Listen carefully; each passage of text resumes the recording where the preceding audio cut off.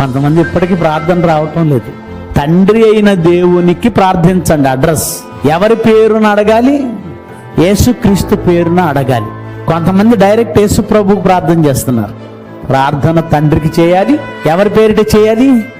యేసుక్రీస్తును అడ్రస్ చేస్తూ ప్రార్థన చేస్తున్నారు కొంతమంది.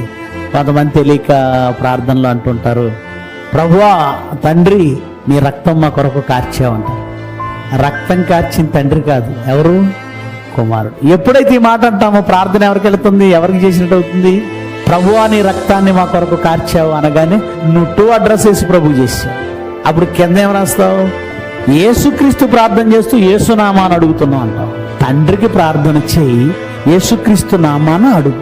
యేసుక్రీస్తు మధ్యవర్తి కనుక మధ్యవర్తికి ప్రార్థన చేయకూడదు. తండ్రి నీ రక్తం మా కోసం కార్చావంటే తండ్రి కార్చాడా? యేసుక్రీస్తు కార్చాడా?